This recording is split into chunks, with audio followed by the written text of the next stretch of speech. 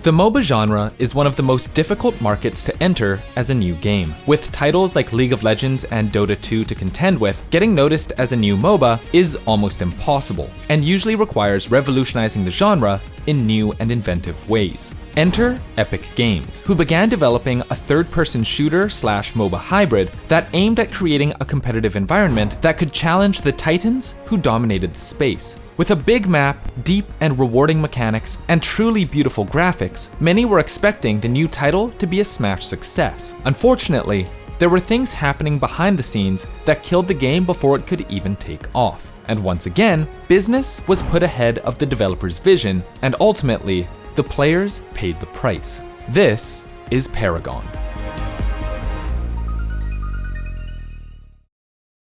Paragon was announced to the world on December 6th, 2015. Developed by Epic Games, Paragon was the brainchild of Steve Superville, an employee at Epic since 2003, who was involved in the creation of games like Gears of War. He was given the opportunity to direct operations for any game he wanted to make, and decided that a MOBA was the way to go. Rather than going the traditional top-down route like most of its contemporaries, Paragon was a third-person shooter. And it makes a lot of sense, being that Epic is the company behind games like Unreal Tournament and Gears of War, and since they built the Unreal Engine that so many shooters use today, opting to go the shooter route is unsurprising. With so much history to work with, Paragon promised to innovate in ways that people had never seen before. Things like aerial movement and verticality, along with expansive maps that required a lot of planning and strategy to traverse effectively. On top of this, characters had tons of mobility options, and every ability, even auto attacks, had to be aimed manually.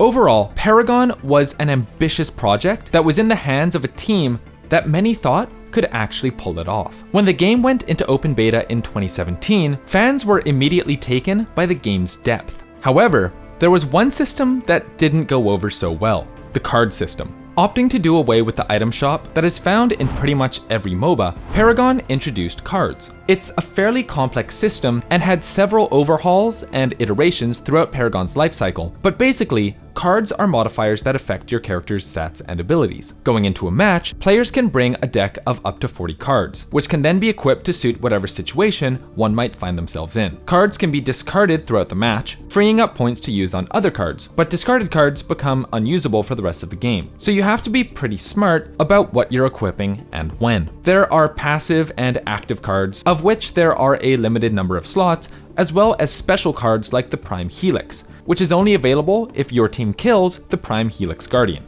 In short, cards are like items, and players can tailor-make their deck to suit their needs. Unfortunately, these cards had to be earned. You could get them by spending reputation, leveling up, through community events, or by completing weekly quests.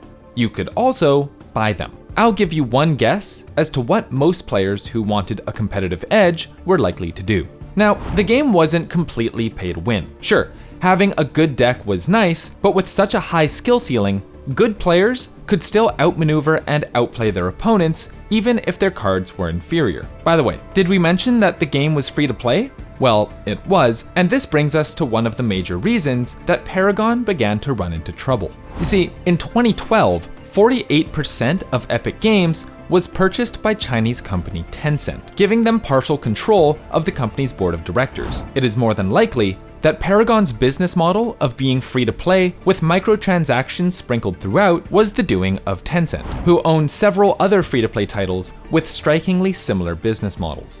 But on the surface, this doesn't necessarily sound like a bad thing. After all, many games have microtransactions, and if they don't seriously affect the gameplay, it's not that big of a deal. Except there's one other thing that came with the Tencent acquisition, and that's that Tencent owns another company known for making MOBAs. Of course, we're talking about Riot Games, the creators of League of Legends. There have been a number of rumors and theories that maybe Tencent didn't want a new, innovative MOBA coming onto the market and threatening their perennial title, and efforts were made to hamstring development. Things like changing core gameplay elements to make it simpler, make the map smaller, and change the overall feel of Paragon. On top of this, Steve Superville, the game's director, quietly left the company with no official announcement being made.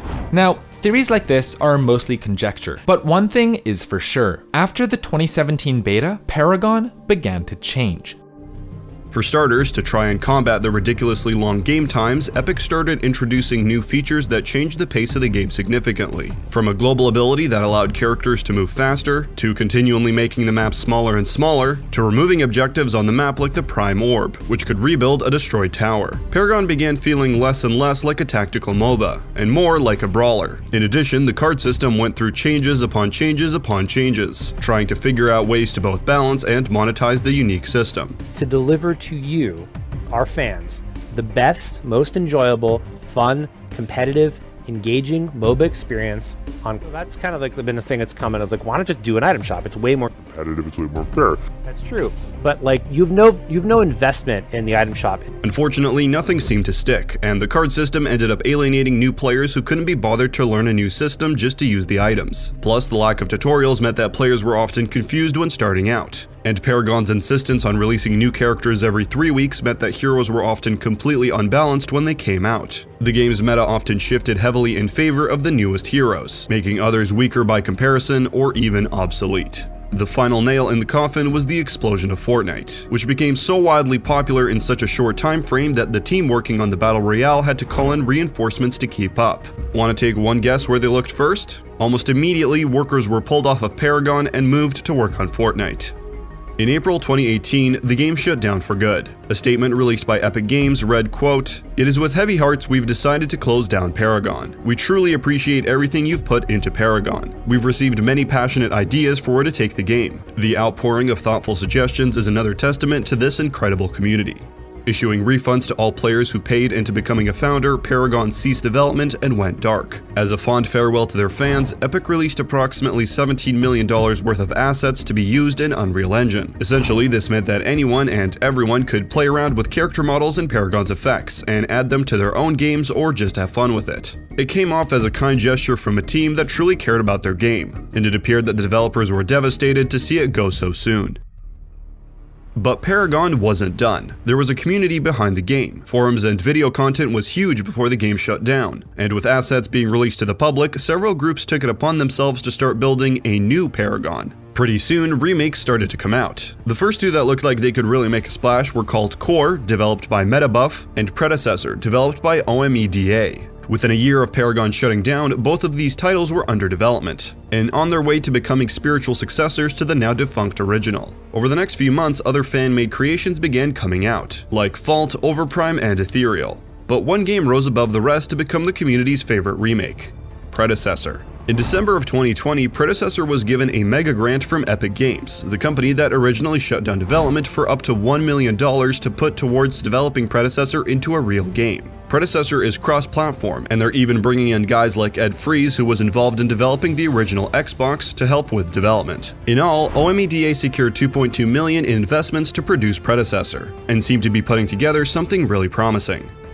Paragon is a very interesting story. It began as a passion project from an industry veteran who had vision and created something that was truly innovative in an otherwise stagnant genre. Unfortunately, due to circumstances outside of the dev team's control, resources were moved away and their vision was compromised. When the game eventually had to shut down, they were able to give a swan song to their community as a sign of good faith. And the community has answered. If you thought your chance to play Paragon was gone, think again. There are a handful of teams out there currently working to emulate the magic of the original title, and games like Predecessor and Overprime are an opportunity to see what Paragon might have become.